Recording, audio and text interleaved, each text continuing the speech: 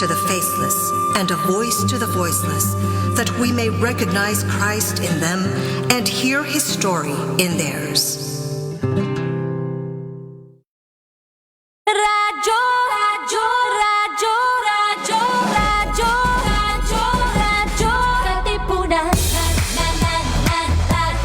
Katipunan. Radyo, Katipunan. Radyo, radyo, radyo, Katipunan. Radyo, radyo, radyo, Katipunan. Voice of W Eagle, kami di mapipigil sa pagbabalitang tumpak at tama. Buhay atenista sa loob sa labas ng eskwela, ating ibibida lahat ng eskwela. Radyo, radyo, Katipunan. Radyo, radyo, radyo, Katipunan. Radyo,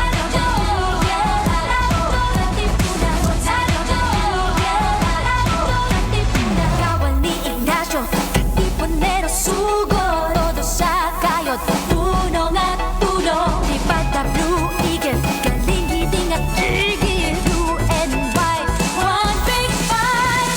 Radyo, radyo, Katipunan. Radyo, radyo, radyo,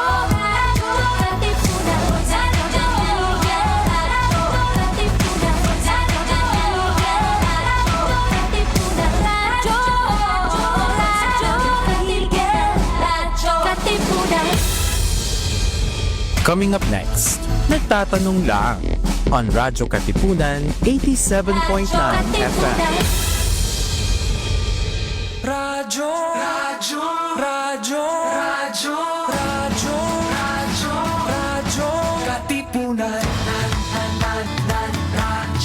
Katipunan. Radyo, Katipunan. Radyo, radyo, radyo, Katipunan. Radyo, radyo, Katipunan. Voice of the Blue Eagle, kami di mapipigil sa pagbabalitang tumpak at tama. Buhay atenista sa loob sa labas ng eskwela, ating ibibida lahat ng eskwela. Radyo, radyo, radyo, Katipunan. Radyo, radyo, radyo, Katipunan. Radyo, Katipunan. Radyo, Katipunan. Kawal ni Ignacio, Katipunero sugod, todo sa kayod, dunong at tulong. Lipad na Blue Eagle, galing giting nagigil, blue and white, one big fight. Radyo, radyo, radyo, Katipunan. Radyo, radyo, radyo, Katipunan. Radyo, Katipunan. Radyo, Katipunan. Radyo, radyo, radyo, Katipunan. Radyo, Katipunan. Bakit ang mahal ng bili? Kailangan ba Bakit talaga laging ganito traffic naman may freedom of kahit speech? saan? Marami tayong mga Nagawa tanong. ba tayo laban sa Bakit fake ganito? news? Ba makaiwas Bakit ganyan? sa pag-asa pa bang Mga tanong tungkol sa bayan at sa buhay. Ano nga ba ang gawa? May solusyon nga ba? Sino ang may Para sagot? kanino ba talaga ang gobyerno? At sino ang magtatanong? Huwag mag-alala! We got you! Dahil dito, bawal ang dead air. Sa Nagtatanong Lang. Kasama si JR Santiago tuwing Huwebes ng gabi, makiusyoso, makidiskurso, at makialam. Dahil ang tamang tanong, may swak na solusyon. Tatanong lang.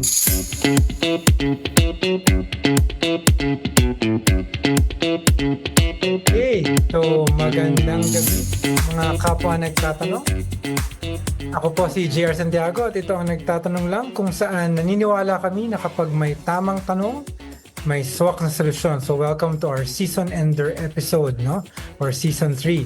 So alam naman natin, no, na araw-araw hawak natin yung cellphone natin, no? Nasa computer tayo, laptops, no? Pagkagising pa nga lang, di ba? Nag-check na tayo ng messages, social media, email, at kung ano-ano pa, no? Pero dito tayo nakikipag-usap sa pamilya, mga kaibigan, mga katrabaho, at dito rin tayo nagtatrabaho, di ba? Dito rin tayo natututo, dito rin tayo nakikilahok sa mga usaping panlipunan, no? Pero habang lumalawak ang mundo natin online, may isa ring problemang lumalaki kasabay nito, no? May mga kababaihan at miyembro ng LGBTQIA+ community na nakakaranas ng harassment, pagbabanta, cyberstalking, online shaming, at iba pang uri ng pang-aabuso gamit ang teknolohiya. At madalas, no, hindi natin agad nakikilala na ang mga ito ay anyo na pala ng karahasan. Kaya ngayong gabi, nais nating sagutin ang tanong, no? Ligtas pa ba tayo online? At paano natin mapipigilan ang technology-facilitated gender-based violence, no? So kasama natin ngayong gabi, no, meron tayong tatlong panauhin, no? Unang-una, no, si Miss Nadia Lazaro, no, Training Manager ng Philippine Business Coalition for Women Empowerment or PBCW. So Nadia, maraming salamat sa pagsama sa amin. Bati ka muna, no, sa ating mga viewers at listeners. Hi sa mga viewers and listeners ng Radyo Katipunan. Shoutout nga pala sa mga teammate ko sa PBCW. Mag-ingay! At Yan. salamat sa pag-iimbita, JR. Yan, gusto ko may shoutout kagad. Yan, sige. So, shoutout din sa mga dating kasamahan sa PBCV, no? Miss ko na kayong lahat. Okay, next. Sama naman natin si Miss Amica Francisco, no? PBCV Monitoring, Evaluation and Learning Manager. Amica, again, maraming salamat sa pagsama sa amin ngayong gabi. Bati ka din, no, sa ating mga audience. Salamat, JR, no, sa pag-imbita sa amin para makipagkwentuhan ngayong gabi. Katulad ni Miss Nads, binabati ko rin yung mga kasama namin sa PBCV na talagang nakikinig pa rin ngayon. Yan, thank you. Ito yung next guest natin, feeling ko mas malaki yung shoutout kasi libo-libo ang kanilang mga empleyado sa buong Pilipinas. So kasama natin mula sa Carillon, Philippines, no? Kasama natin si Kyler Luna, Director, Clinical Operations at Executive Sponsor ng Women's Inspired Network here in the Philippines. So Kyler, maraming salamat sa iyong panahon. Bati ka muna sa ating viewers at listeners. Yes, thank you, JR. Thank you sa pag-imbita. And makiki-shoutout din ako. Hindi ako papatalo kay Miss Nadia and Amica. So, hi to yung mga teammates ko na nanonood sila ngayon from Carillon, our associates and members of PPCV as well. So, Yan. So, special regards to Dr. Celine, no? Please send him my regards when you see him. Okay. Pero bago tayo magsimula, no, again, nais natin magpasalamat sa CBX Network at Radyo Katipunan sa patuloy na pagbibigay ng espasyo para sa mga mahalagang usapin tulad nito. Okay, so wag na tayo magpatumpik-tumpik pa. Simulan na natin. So, sa unang nating segment, no, ano nga ba to? Ano nga ba yung TFGBV, no? So magkaroon tayong TFGBV 101. No? Bago natin pag-usapan yung mga solusyon, unawain na muna natin, no? Ano nga ba yung problema? So unahin natin si Nadia. So Nadia, marami ang unang beses lang na maririnig yung terminong technology facilitated gender-based violence. Ano ba to, no? In simple language, ano nga ba yung TFGBV? Sa pinakasimpleng paliwanag, ang Technology-Facilitated Gender-Based Violence or TFGBV na minsan ding tinatawag na Technology-Facilitated Abuse ay tumutukoy sa paggamit ng mga digital tools o online spaces upang manakot, mang-intimidate, mang-bully, kasama din yung panghaharas, pamamahiya, kasama din yung pangko-coerce or pamimilit pamimilit sa ibang tao without their consent. Yeah, coercion, gano'n. Okay. So, ayun, yun, malawak pala yung term, ano? Pero can you give us, ano ba yung mga usual na uri or pangkaraniwang uri na nangyayari, again, sa Pilipinas? So baka meron kang gustong i-share na baka nakakita ka na, ano ba yung, what should we look out for? Ako personally, I've experienced online harassment. Kasi nag-create ako dati ng public profile sa Facebook. Kung saan inalaw ko kahit sino pwedeng mag-send sa akin ng message kasi may campaign kami noon, Webinar Wednesdays ang tawag ko doon. Tapos parang pinapromote ko siya sa Facebook, yung Webinar Wednesdays na yon. So parang ang idea ko is i-open ko yung messages ko para para makatanggap ako ng inquiries, sinong gustong umattend, ano ba yung mga gusto nilang malaman tungkol dun sa Webinar Wednesdays, ganyan. Tapos, imbis na flood of messages asking about the webinar yung nakuha ko, mga dick pic, Oh my gosh. ang Hmm. yes, ah, trigger warning lang sa ating mga manonood at saka mga nakikinig online. So, dick pic yung mga natanggap ko. Hindi lang sa mga, mga Pinoy galing. Kasi pag open yung profile mo to public, anyone can send you messages. So, iba't ibang klaseng uri ng ari ng lalaki ang nakita ko. Wow. Yes. So, yun yung tinatawag natin na online harassment. Isa lang sa pinaka-prevalent na uri ng TFGBV na nangyayari hindi lang sa bansa, pati worldwide, no? Ito yung mga bastos o sexual na mensahe sa chat, email o social media. Kasama na dito yung pagpapadala ng hindi hinihingi or unsolicited na malaswang larawan. Isama mo na yung memes kasi uso yan ngayon. At saka yung mga emoji na sexually suggestive. Tapos, iba pang uri ng TFGBV is yung control at pananakot. Kung saan gumagamit ng mga devices, apps, or social media para i-stalk ang isang tao. Tapos kasama din sa uri ng TFGBV yung pagpapakalat ng pribadong impormasyon or doxing na tinatawag natin. Ito yung pag-share ng personal data ng isang tao na walang pahintulot. Halimbawa, galit ako sa ex ko. Gusto kong i-harass siya ng maraming tao. Ibibigay ko yung cellphone number niya sa mga tao, ganyan. Tas ang mahalagang dapat natin tandaan, hindi lang sa physical na espasyo nangyayari ang gender-based violence. Sa panahon ngayon, with all the digital tools that we have, and wider online space, maaari itong mangyari sa digital world. At magkasing bigat ang physical gender-based violence at saka online gender-based violence. Pareho lang to ng epekto sa kaligtasan, dignidad at mental health ng isang tao. Wow, ang bigat. Ang dami palang forms, no? And I think we should all be worried. Siguro later, no? Magbibigay tayo ng tips kung paano ba mapipigilan or paano ba sosolusyonan. Pero bago ko itanong yung mga ganun, ako I'm assuming, no, syempre, ang karamihan ng mga biktima niyan, kababaihan, saka members ng LGBTQIA+. Sa tingin mo, bakit sila yung palaging or madalas na apekto ng ganitong klaseng karahasan? Mas madalas na apektuhan ang kababaihan at LGBTQIA+ community ng technology-facilitated gender-based violence dahil sa kombinasyon ng power dynamics, stereotypes at diskriminasyon na matagal nang nakaugat sa lipunan. Yung gender stereotype na ang kababaihan ay mas mababang uri, yung women are emotional or weak.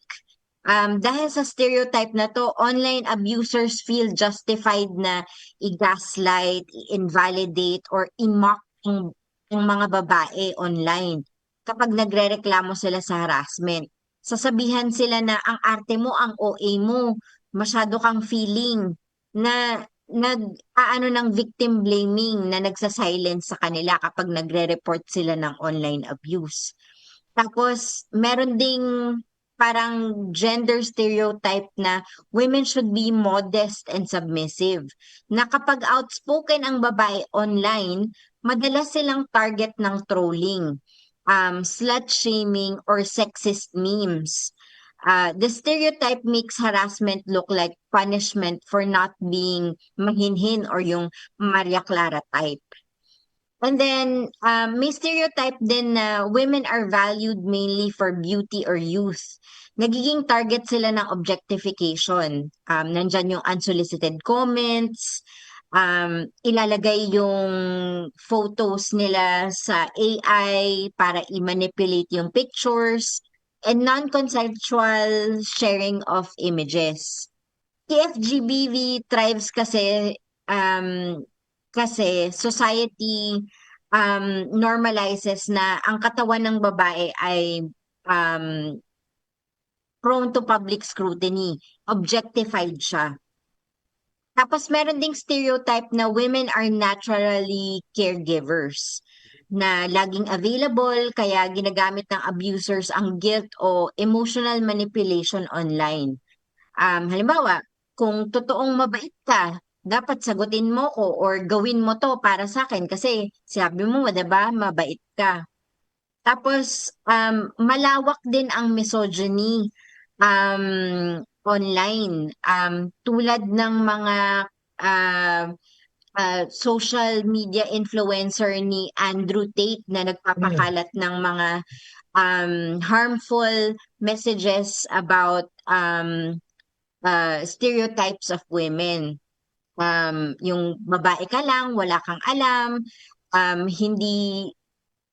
hindi bagay sa leadership roles, hindi bagay gumawa ng ibang bagay kundi mag-anak, mag-asawa, mag-anak, mag-alaga ng anak. Nililimitahan yung role ng babae sa ganon.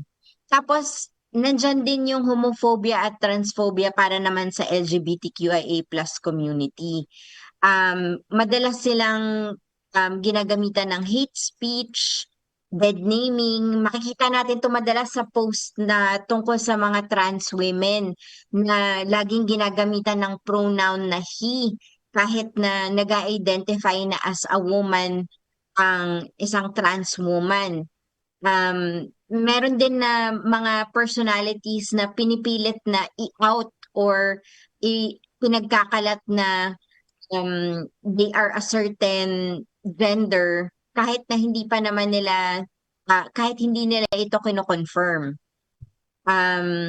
So yun, may power imbalance sa the way technology is used. Right. Ang platform ay kadalasang kulang sa proteksyon laban sa harassment.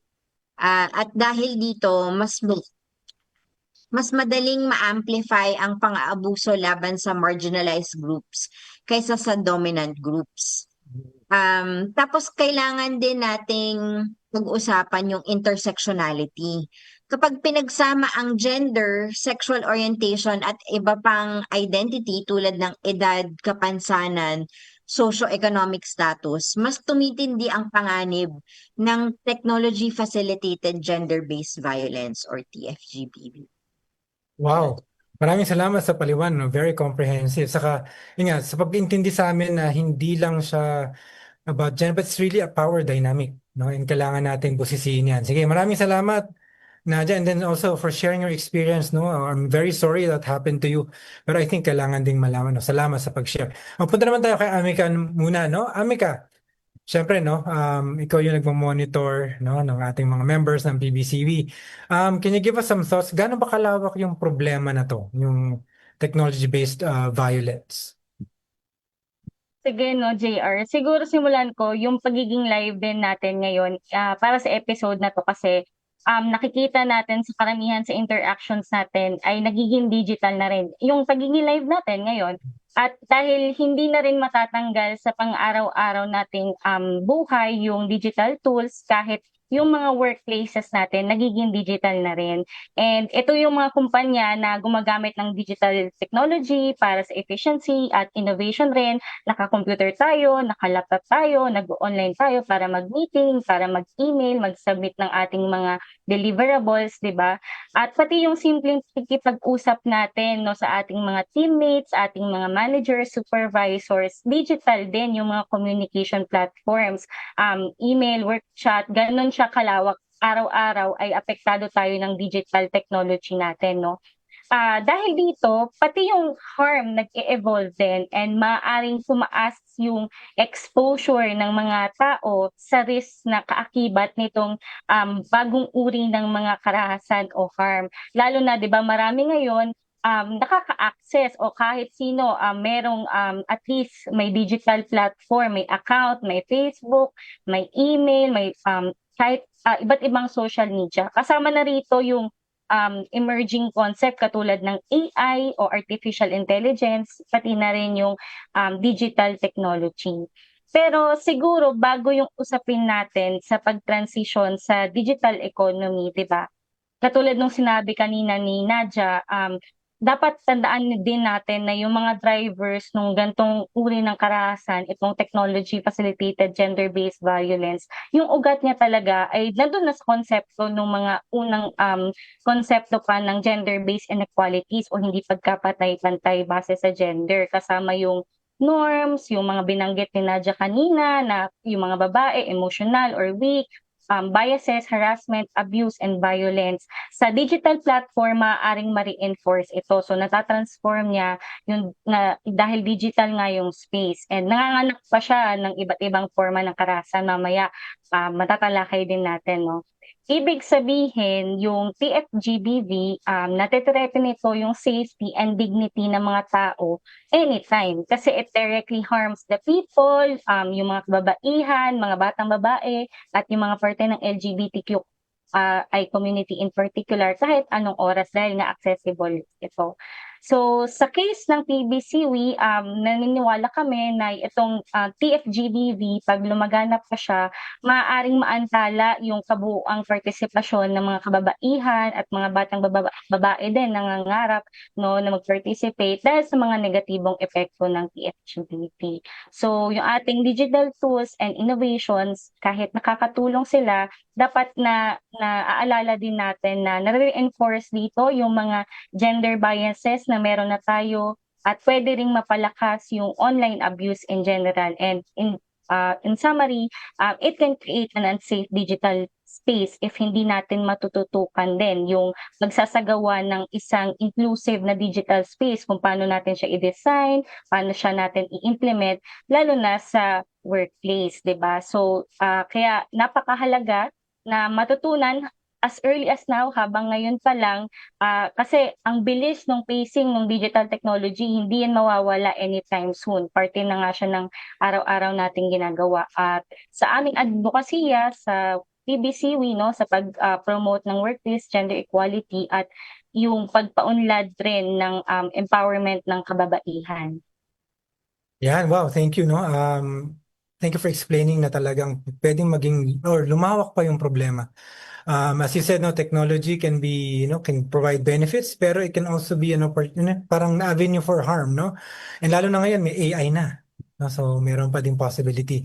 So, Amika, no, I mean, iba ikaw yung nagmamonitor ng mga, kunyari, mga initiatives sa mga kumpanya, inclusivity, pero meron ka bang alam na paano ba naapektuhan ang isang empleyado, kunyari mental health niya, confidence and productivity, pag nagiging biktima siya ng ganitong klaseng violence?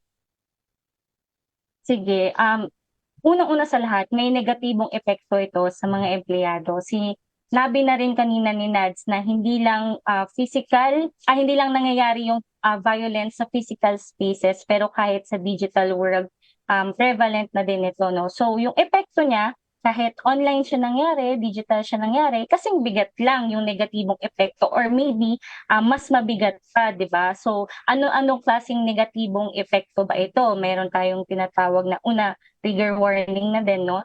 Psychological and emotional harm, no? Kapag ang isang tao nakaranas ng TFGBV, maaari silang magkaroon ng PTSD or post-traumatic stress disorder, magkaroon sila ng depression or anxiety. Kahit nakikita pa lang nila yung computer, pwede nilang ma-associate yung kanilang trauma dahil nga kung saan nangyari, kung anong platform nangyari yung uri ng violence na naranasan nila. So, baka natatakot sila mag-login kahit sa Facebook, kahit sa email nila. Nakaka-apekto din to sa case ng mga empleyado, no? Paano sila magpo-perform sa work? Kasi pwede silang ma-isolate dahil nga nakakaranas sila ng symptoms of depression, anxiety, naapektuhan din yung productivity nila, pati yung engagement nila araw-araw sa work. So yung pag-perform simple nung kanilang mga tasks and function, nahihinder din or naapektuhan din in a negative way, no? Kasi pwede silang mag-isolate, as way of protecting themselves din. Tapos, meron ding tinatawag na reputational effects sa kanila. Siyempre, no, lalo na if publicize itong PFGBV na naranasan nila, na nangyari sa kanila. And isang pangit din na epekto ay altogether, yung pwede silang mag-resign kasi kapag hindi na-address yung gantong klaseng cases sa kanilang work, pwede din silang i-remove nila yung kanilang sarili doon sa kinabibilangan nilang organisasyon o mas pangit pa siguro is hindi muna sila mag-work at all, which meron tong cost sa kanilang financial cost din at kanilang kumpiyansa din or confidence sa pamumuhay nila. Kaya dapat pag may nag-report or meron tayong nalaman na ganitong klaseng cases, dapat survivor-centric, no? Tsaka trauma-informed yung approach na ginagawa natin. Hindi tayo nagpo-focus dun sa tao, sa biktima, pero bakit ba nangyari to sa kanya? Wow, ang grabe pala yung epekto, no? A simple post or a simple line can affect mental health, physical, and then pwede pang mag-withdraw from the labor force. No? Thank you, Amika. Mabalikan kita. Marami pa akong tanong. No? Gusto ko naman magtanong kay Kyler. No? Kasi si Kyler, executive sponsor siya ng Women Inspired Network sa Carolon. Being in that role, bakit tingin mo mahalagang pag-usapan yung isyung to? Not just a personal issue, pero as a workplace issue. Thanks, JR. Actually, a lot of it nasagot na ni Nadia tsaka ni Amika. In the world today, with the digital or with the digitization, malaki na yung gray area eh. So yung personal lives, it's slowly integrating with the professional life or sa workplace. In Carolon, we believe that well-being is holistic. So it's not just physical health, it's also emotional, mental health being. And with all of these integrated together, importante talaga na we take importance on this. Kasi kung ano yung nangyayari sa personal life ng mga associates or employees natin, dinadala din yun sa work or sa workplace. Like what Amika mentioned earlier, wala siyang on-off na okay, papasok na ako sa work, hindi ko na muna to iisipin. After ko mag-log out, dun ko na lang ulit iisipin yung problema na yun. It nags you. So if there's something happening on the personal side, like what she said, there's triggers and it will surely impact or affect the way a person or kung paano tayo nagtatrabaho, kung paano magtatrabaho yung isang person. It would affect the focus, it would affect the productivity, and maraming ibang bagay, hindi makakapag-concentrate. So the impact of that in the actual work is while the person may be capable or the person may be competent, makikita mo na hindi siya evident dun sa work na ginagawa niya. So it's really important that that's really looked at holistically. It's not just, okay, it's a home problem. Lalo na sa kababaihan, parang bakit mo dinadala yung problema mo sa workplace? Ikaw yung nagdesisyon na gusto mo magtrabaho. Kailangan hiwalayan. Pero in the time where we are at right now, hindi mo na siya masiseparate eh. Yan. Thank you, Kyler. I think malinaw sa atin na yung bahagi ng ating buhay, digital world na, di ba, kasama na siya. So natural, as you mentioned, maapektuhan din yung paano tayo nagtatrabaho. And since we're on the same topic, let's move on to the next segment na, and mas marami pa akong tanong kay Kyler, so since I have you. Okay, kasi di ba, I know Carolot, and I know it's one of the most inclusive workplaces that I know. Pero siguro, I'll ask you some questions to parang share with us the best practices in Carolon. So, ano bang ginagawa ng Carolon para matiyak na ligtas yung mga empleyado nyo laban sa ganitong abuse or any form of harassment? Sure. As an enterprise, so Carolon is a subsidiary of a larger enterprise. It's Elevance Health, which is based on the US.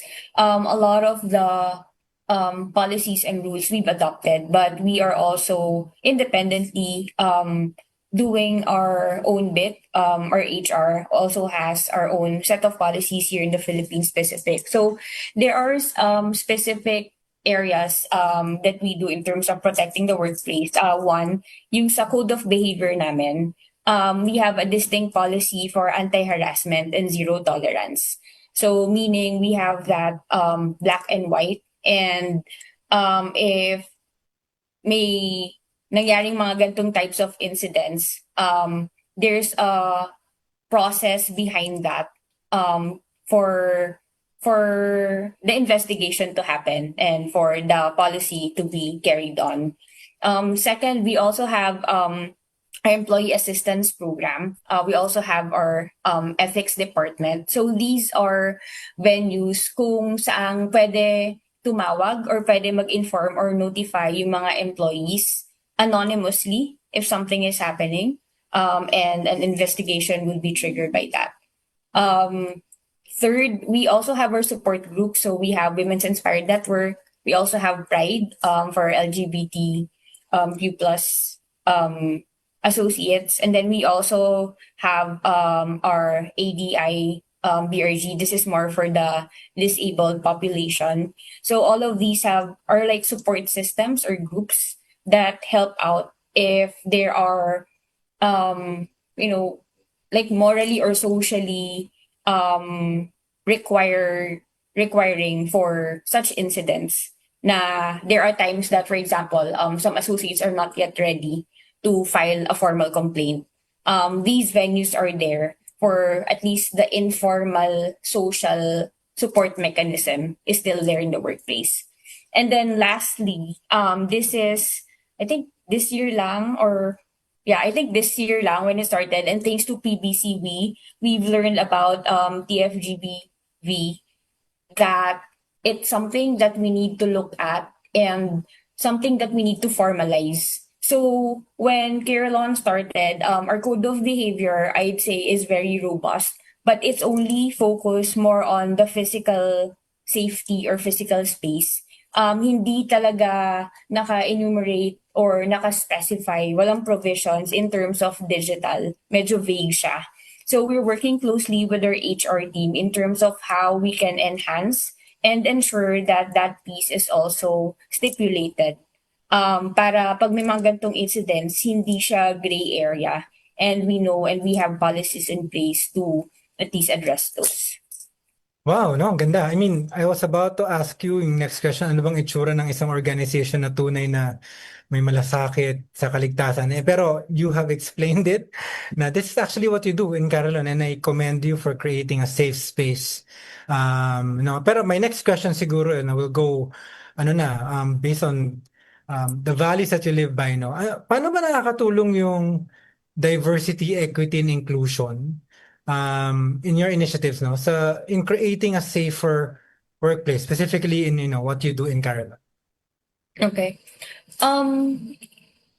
So diversity, equity, and inclusion, it would make or it would build an ecosystem that's more inclusive. Kaya nga inclusion. So, what it does is it removes blind spots because you have representation of all of those areas or all of those population that the majority would probably not see or not notice or observe. And building that ecosystem, pag binigyan mo ng boses yung these groups, then it would give representation. If there are areas na kailangan i-enhance, if there are probably things that are normalized but not that acceptable. So yung mga ganung bagay, meron siyang venue for these to be addressed or to be brought up. Wow. Siguro next question ko, no, since again, feel ko talaga na you really take it seriously, yung DI and of course gender equality. Pero can you give us examples? Hindi na siguro on victims of harassment, but can you give us examples of what you have seen in your employees? Diba? How many employees do you have again? Mga 9,000 plus, almost 10,000. Yeah, so almost 10,000. Ano yung mga changes nakita mo na since you have put in these policies and trying to create a more inclusive workplace? So just to share, the BRGs in Kerala, these have been established Last year lang yata eh. So parang wala pang 2 years yung mga groups na to. And from the last couple of months since these have been established, I can see that mas may space and mas may venue for each of the BRG to share their advocacy. Before kasi, for example, parang Pride Week or Women's Month, parang it's just looked at as a check mark na okay, nag-celebrate tayo or okay, ni-recognize natin to. Pero right now, since there's representation as part of those BRGs, um, the folks part of those groups are really able to plan and to implement kung ano yung feel nila na activities na nararapat for that particular event. At the same time, yeah, like what I've mentioned, the TFGBV, us working with HR, these have more representations and nabibigyan ng boses yung larger population to share their inputs in terms of things like this. Kasi like for example, when you look at it, if we see for example, code of behavior or code of conduct, parang usually trabaho lang yan ng HR eh. So kung nilatag ng HR, parang yun na yun, tatanggapin na natin yun. Pero now that we have the BRGs and us gaining knowledge on these types of areas, it's a venue or it's a vehicle for the larger population to go back to HR na, oh, while we have that code of conduct, then maybe we can also look at these other areas na hindi siya captured. Wow! Parang ang sarap mag-apply sa Carillon. Pupunta ako sa website later. Pero no, so many green flags. And again, I really commend Carillon for helping build inclusive workspaces. And of course, thank you for PBCV, no, for guiding them, no, in this endeavor. Pero thank you, Carillon. No, babalikan kita, marami pa akong tanong. Pero punta muna tayo kay Amika, no. Amika, no, syempre ikaw nagmo-monitor ng lahat ng to sa mga members din ng PBCV. Ano ba yung, on a more positive note, ano ba yung mga common characteristics ng mga company na mahusay na mag-protect, no, ng kanilang mga empleyado, like Carillon? Sige. Siguro, bago ko sagutin ka agad, babalik ako kung paano kami nag-cooperate sa PBCW. Sa PBCW kasi, meron kaming mga member companies, yung Carelon, isa sa mga yon. At naniniwala kami sa PBCW na may quote ko, what gets measured gets acted upon, but also gets managed and then gets done. So wow, di ba? Anong ibig sabihin nun? Himayin natin yon. Usually, nagsisimula kami sa pagsuporta sa mga company kung paano nila susukatin. So yun yung keyword or term, measuring or susukatin. Yung mga ginagawa na nila, ano ba yung progress nito, and ano pa yung kaya nilang gawin, no? Ano pa yung kailangan nilang gawin in terms of sa case na to, TFGBD. Ibig sabihin, para sa amin, sa PBCW, magandang magkaroon sila ng pamantayan o baseline na tinatawag para malaman nila kung nasan sila at this point of time in terms of mga practices and policies nila tungkol sa TFGBD. So, lalong-lalo na sa pagprotekta ng kanilang mga empleyado. Pero himayin din natin, paano ba natin tinitingnan o ano yung mga aspetong kinoconsider natin para masabi nating mahusay o good yung practice. So, para magsimula sa mga kumpanya, natutulungan namin sila para malaman yung estado ng gender-based practices nila, no, ginagamit namin yung GEARS or Gender Equality Assessment Results and Strategies na tool. So, sa madaling salita, ginagamit namin ito para tulungan yung mga kumpanya para tingnan nga o magkaroon sila ng baseline. So, meron tayong 4 na aspeto na tinitingnan in terms of their policies and strategies. So una, tinitingnan natin yung meron ba silang mga patakaran o polisiya sa kanilang mga kumpanya. I-discuss ko din to later, pero paano din nila ini-implement? Kung meron ngang policies or patakaran or strategies din, paano nila to ini-implement sa mga organisasyon nila? Pangatlo, paano nila to tinitingnan o minomonitor, ini-evaluate effective ba itong polisiya na to? Tama ba yung pinagbibigyan natin ito sa mga programa na to? Nare-respondehan ba yung mga kailangan sa programang ito? At syempre, yung panghuli at pang-apat, yung accountability and transparency, sino ba yung nananagot? So, siguro a bit of patience lang, no, i-discuss ko siya. Sa policies, polisiya at patakaran, if meron bang formal na polisiya sa case ng TFGBB, yung formal commitment ng kumpanya, no, na wala talaga silang tolerance on gender-based sexual harassment and all of its forms, katulad ng mga kasama na dito yung digital abuse, online abuse and such. So kapag may written framework sila in place and ginagamit ito, magandang or mahusay na practice na ito, no? So dapat sa case ng TFGBV, dapat malinaw yung policy, dapat madaling maintindihan. Katulad ng mga batas natin, no, hindi siya open to self-interpretation kasi yun din yung delikado kapag hindi malinaw yung batas, lalong-lalo na kung sino yung sineservan ng polisiya na ito.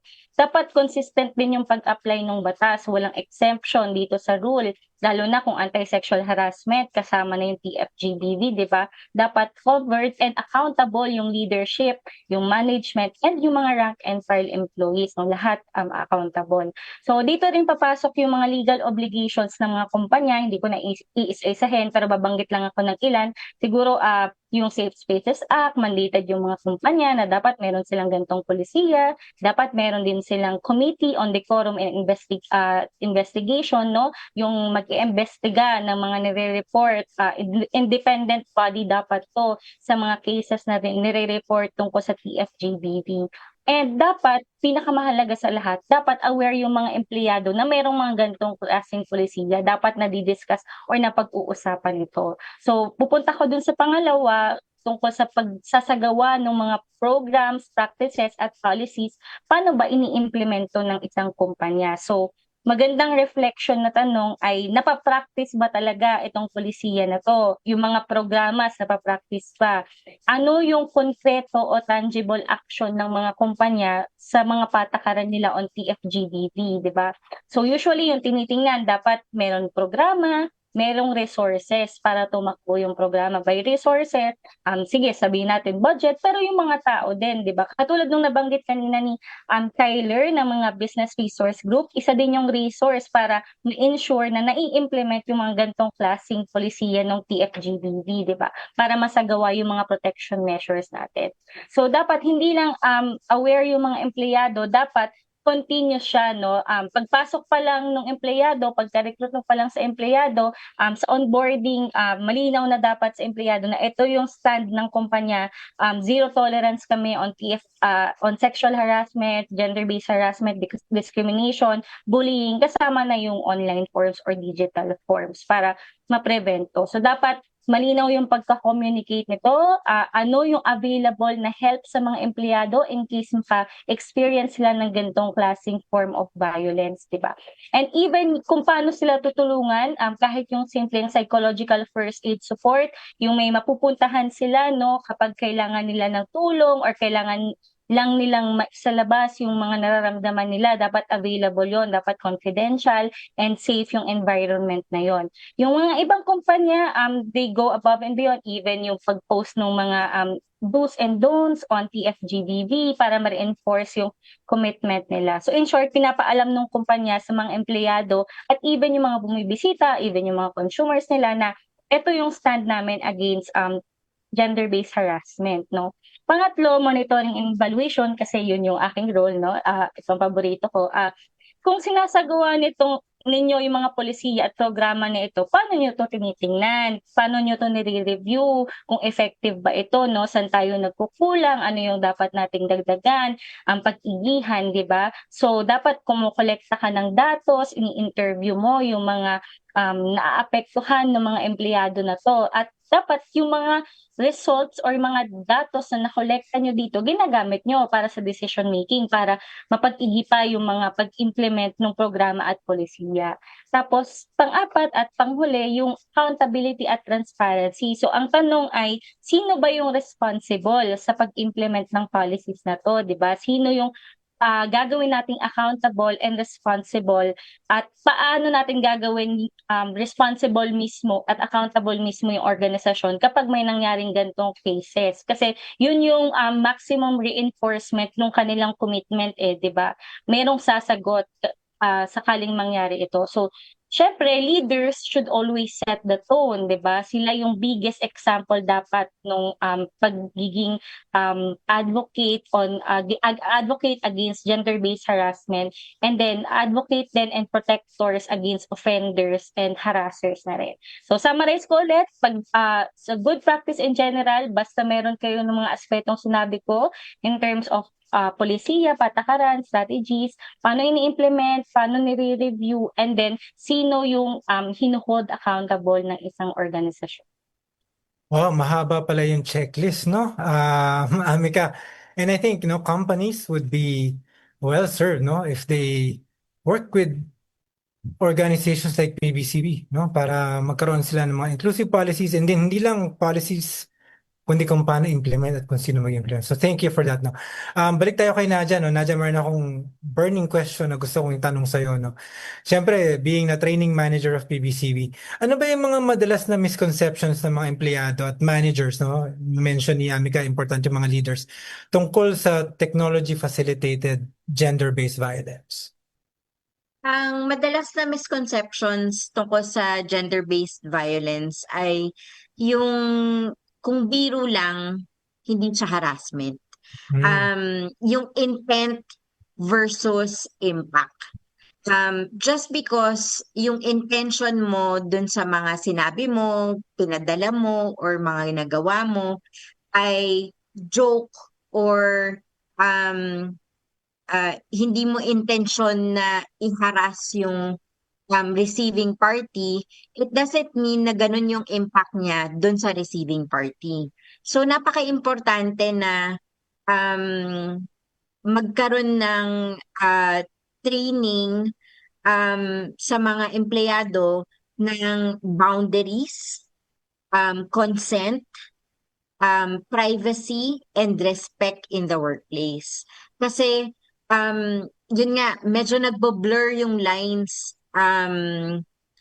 dahil marami nang nangyayari ngayon sa digital spaces na nabubura yung boundaries or hindi na violate yung boundaries ng mga tao. So I think we should go back to basics and have those kinds of conversations. Ano ba ang boundary? Ano ba ang consent? Ano ba ang privacy at ano ba ang respect in the workplace? Para hindi magkaroon ng mga ganong misconceptions na, just because I think it's a joke, okay lang yon. So, yan yung very important na kailangan establish. Tapos, isa pang misconception is, kung hindi nagreklamo yung employee, ibig sabihin okay lang.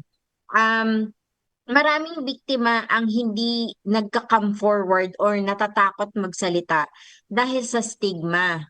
Takot din sa retaliation or kawalan ng tiwala sa proseso. Kasi chichismisan siya, kakalat sa operations na ganun ang nangyari sa kanya, titignan siya as mahinang nilalang, ganyan. So, kailangan magkaroon ng magandang framework ang mga employers na nagpoprotekta sa mga survivor ng technology-facilitated gender-based violence. Tapos, ang isa na lang na gusto kong i-raise is yung gender-based violence, hindi siya personal issue lang. Pwede siyang maging workplace concern. Yung gender-based violence may direktang epekto sa moral, productivity at organizational reputation ng isang kumpanya. Hindi ito hiwalay sa trabaho. At mai-impact nito ang mga marginalized individuals sa kumpanya kung hindi ito tutugunan agad. Yan, thank you, no? Thank you for that, Nadia. Marami talagang misconception. Ang takeaway ko doon, main takeaway ko doon sa sagot mo, yung sasabihin, hindi, joke lang naman yun eh. Di ba? And as you said, hindi naman nakadepende yun na sinabi mo lang joke. Paano siya na parang nakarating? Or ano yung epekto doon sa tumanggap ng joke, no? Okay, thank you. I think, no, hitik na hitik yung usapan natin. No? I think, wow, time check. We're almost in the last 10 or 11 minutes. Pero I think we can move on now to the next segment, yung pinakamahalaga, no? What we can do to avoid or what companies can do, no, to protect any victims, no? So Nadia, since I have you, sa'yo na yung unang tanong. Kung, kunyari, if you find yourself being a victim of this, ano yung dapat mong gawin? Give us 3 things na dapat mong gawin kung maging biktima ka nito. Ang isa sa mga unang pwedeng gawin kapag ikaw ay naging biktima ng technology-facilitated gender-based violence ay i-secure yung evidence of the harassment. So, mag-save ng screenshots, ng abusive messages, posts, or images, mag-record ng timestamps at platform kung saan nangyari. Huwag agad burahin ang content, mas mainam na may kopya ka nito. Tapos, ang pangalawang gagawin is protektahan ang iyong account, i-secure ang digital access para iwasan ang patuloy na pang-abuso. So, i-check yung privacy settings at limitahan ang visibility ng posts. At ang pangatlo at ang pinaka-importanting kailangan gawin ay humingi ng suporta. You know, tell someone that this abuse happened or this harassment happened. I-report sa HR or sa katrabaho, sa taong mapagkakatiwalaan at gamitin yung pag-reporting feature din sa platform. Halimbawa, nangyari sa social media. I-report siya sa platform kung saan nangyari. Kapag malala ito at nangyari sa workplace, kumonsulta agad sa HR, legal counsel, or sa mga otoridad para matugunan ka agad ito. Thank you. No, very practical tips, no. Siguro punta tayo kay Amika. Siguro I have a question for you. Amika, for example, no, meron kang kaibigan o katrabaho na nagsabi sa'yo pero medyo hindi siya masyadong kampante mag-report, no. What can a coworker do para ma-encourage yung tao na to really report it and to, find accountability? Sige, siguro sasabihin ko yung practice na ginagawa at sinishare din namin sa PBCW, no? Merong 5 Ds of bystander intervention kaming tinatawag. So, ang daling tandaan, no? 5 Ds. So, ano ba itong 5 Ds na to?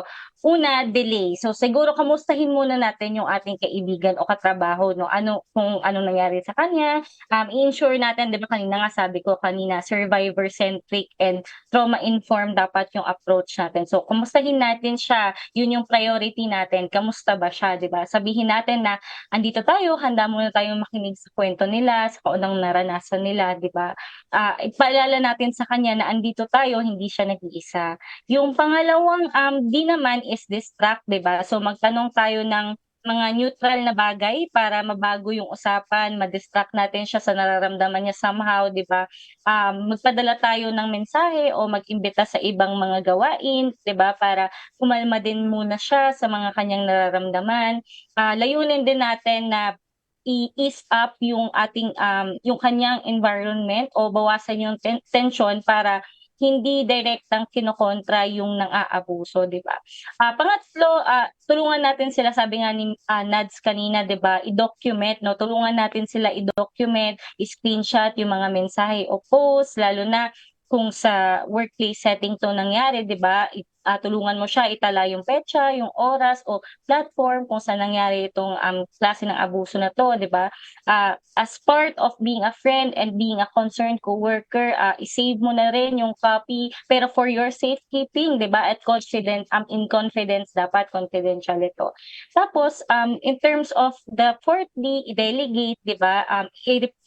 Itanong sa kaibigan kung balikan, kung komportable na ba siya, i-report ito sa nararapat na platform, sabihin or i-walk through, i-remind yung kaibigan or workmate na may mga ganitong klaseng polisiya, yung kumpanya, kung saan ba dapat mag-report kasi baka in shock pa din siya, no? Kung kailangan niya ng tulong, kung paano i-report to. At maging ally basically sa paghaharap or pagkilos para masolusyonan itong kaso niya, di ba? At yung panglimang D is to direct, di ba? Kung ligtas naman yung environment natin, pwede nating harapin ng direkta yung nag-commit or yung offender or yung harasser, di ba? Pero gagamit ka ng kalmadong tono na sasabihin mo, hindi tama yung ginagawa mo. O kung joke yun, kung pa-joke nila, tatanungin mo, ano ba yung nakakatawa dun sa joke mo, di ba? Kasi pag nagsabi ka ng ganon, usually nako-caught off guard yung mga nagjo-jokes kasi it's a form of harassment din, di ba? So, magkakaroon niya ng self-realization na mali nga yung ginagawa nila, di ba? Ipakita mo, ikaw mismo maging firm ka na as part of the company's commitment and bilang tao din, firm ka na zero tolerance ka rin bilang tao sa kinumit niyang offense or harassment, di ba? So, uunahin mo lagi yung kaligtasan mo, tsaka nung biktima, nung kaibigan mo or workmate na nakaranas, bago itong pag-direct na pag-address, no? Wow, ganda ng 5Ds, no? So, pag-usapan natin, if you're a victim, ngayon naman, pagkaibigan ka. Ngayon naman, tanungin natin si Kyler. Ano bang dapat gawin ng mga companies like Carelon kapag merong mga ganitong cases? Ano bang dapat approach, no, based on what you have been doing or yung policies nyo in your company? So in terms of the approach, if somebody comes up, that's already a lot for them eh. Parang mahirap nang gawin yung first step to reach out, talk to someone, what more if it's like within the workplace. So we really have to listen. We have to listen to them. We have to believe them without rushing to give them advice. So I think that's the very first thing na kailangan gawin. Like makinig lang. Have them tell or share their stories. And then while we're doing that, of course, even if there are like policies or protocols in place already, we don't dictate to them na, oh, gawin mo to, gawin mo yan. Parang we have them do it on their own. But have them know that they're also supported. So I think that's very important because you still have to give them control eh. Dapat sila yung nagde-desisyon na, okay, there's an acknowledgement na nangyari sa akin to. Meron akong lakas ng loob na to come forward and to share that. The decisions has to come from within. And I think that would also help very much on an emotional and mental strength standpoint. Hindi yung tayo yung gumagawa ng desisyon para sa kanila because that would kind of give yung parang victim type of lens for them. And we'd want to help them be strong. We'd want them to be accountable and have them know that we have their back. So, I Ang think ganda, that's no? Talagang victim-centric and talagang para tulungan sila and not to rush them, but to really help them, no? And then, of course, to find accountability at the end of the day. Unfortunately, we're down to our last few minutes, pero siguro hingan ko na lang very briefly each one of you. So, simulan natin kay Nadia, and then kay Amika, and then huli natin si Kyler. Ano ba yung final message nyo sa ating mga viewers and listeners? In terms of how to create safe, no, online spaces for everyone. So, sige, Nadia, your final message. Kung may isang mensahe akong iiwan, ang mensahe ko ay ang mas ligtas na online space ay hindi automatic ang nabubuo. Ginagawa natin ito araw-araw sa pamamagitan ng pagrespeto, pagmamalasakit at kikialam. Ang bawat click, share at comment ay may kapangyarihan. Gamit natin ito para magtayo ng digital world na makatarungan at ligtas para sa lahat. Kung may isang mensahe, yun yung sasabihin ko, napaka-importante yung consent, boundaries, privacy, and respect sa digital space. Wow, napakagandang mensahe. Thank you, Nadia. And again, thank you for your time, no? Amika, final message. Thank you, JR. No? Siguro sa akin, emphasize ko na yung pagkakaroon at pagsasagawa mismo ng isang safe and respectful environment, responsibilidad natin silang lahat. No? Responsibilidad natin siya. Bawat isa sa atin, meron tayong roles and responsibilities and even accountabilities na piniplay natin para ma-eliminate itong iba't ibang uri ng violence kasama na yung TFGPD. So dapat kahit tayo meron tayong small acts, no, katulad nung sinabi ko kanina, tandaan natin yung pagiging alay, tandaan natin yung bystander intervention, yung 5Ds. Who knows how much we can help, no? Tandaan natin na pwede tayong makatulong sa mga simpleng bagay at na-enact natin yung responsibilidad. Wow, thank you. Tama nga, no? We're all in this together. No? Hindi to responsibilidad ng isang tao lang, kundi na lahat tayo. Okay, so Kyler, we'll give you the last word, no? For your final message, specifically, if you can also talk to the other businesses on what they can do. Thanks, JR.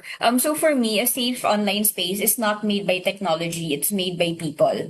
So whatever protocols we have in the physical space to protect our associates and employees, we should have the same on the digital space or digital work. So whatever guardrails that we have, we should start reviewing and reflecting and see how we can mirror that in the digital world. That's it for Wow. me. Thank you. Very well said. Again, thank you for your time, no? So, ngayong gabi, no, napag-usapan natin ang isang uri ng karahasan na maaaring hindi lagi nakikita, no? Ngunit may tunay at malalim na epekto sa buhay ng mga tao. So, natutunan natin na ang technology-facilitated gender-based violence ay hindi lamang tungkol sa masasakit na salita sa social media o mga hindi ka nais-nais na mensahe online. Ito ay tungkol sa dignidad, no? Ito ay tungkol sa kaligtasan, at ito ay tungkol sa karapatan ng bawat isa na makilahok sa digital world ng walang takot. No? Sa panahon ngayon, malaking bahagi na ng ating buhay ang technology. No? Ito tayo natututo, nagtatrabaho, nakikipagkaibigan, nakikibahagi sa mga usaping mahalaga sa lipunan. Kaya naman may responsibilidad tayong tiyakin na ang mga espasyong ito ay magiging ligtas para sa lahat. Ang pagbabago ay hindi nagsisimula sa malalaking institusyon lamang, no? Nagsisimula ito sa maliliit na desisyon na ginagawa natin araw-araw, no? Sa pagpili ng maging magalang, no? Sa ating pakikipag-usap online, sa pagpili na manindigan kapag may nakikita tayong pang-aabuso, at sa pagpili na makinig at sumuporta sa mga biktima, at sa pagpili na gamitin ang teknolohiya hindi para manakit, kundi para magbigay ng boses, pag-asa, at pagkakataon sa iba. At marahil yun yung pinakamahalagang aral natin ngayong gabi. Hindi natin ganap na makokontrol ang lahat ng nangyayari online, ngunit, di ba, may kakayahan tayong impluwensya ng uri ng digital na komunidad na ating binubuo. Kung bawat isa sa atin ay magiging mas responsable, mas mapagmalasakit, at mas handang protekta ng isa't isa, unti-unti nating mabubuo ang isang internet na isang lipunang mas ligtas, mas makatao at mas inklusibo para sa lahat. No? So muli, maraming salamat kay Nadia, kay Amik at kay Kyler sa kanilang pagbabahagi, sa kanilang kaalaman at karanasan syempre sa panahon. Maraming salamat din sa CBX Network at Radyo Katipunan. Again, sa pagbibigay espasyo sa mga mahalagang usaping tulad nito. Ako po si JR Santiago at ito ang nagtatanong lang kung saan naniniwala kami na kapag may tamang tanong, may swak na solusyon. So hanggang sa susunod na season, maraming salamat po at magandang gabi po sa inyong lahat.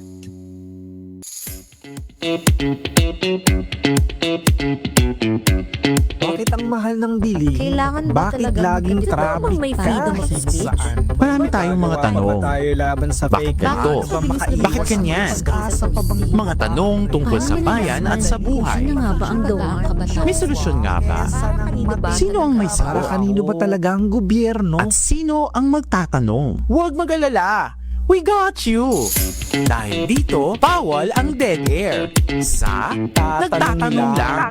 Kasama si JR Santiago, isang guro, public speaker at dating public servant na walang takot na magtatanong para sa mga sagot na dapat nating malaman sa tulong ng ating mga eksperto, leader at tayong mga mamamayan. Kasagutang para sa atin at para sa bayan. Nagtatanong Lang, ang bago mong public service program dito sa Radyo Katipunan 87.9 FM. Tuwing Huwebes ng gabi, makiosyoso, makidiskurso at makialam.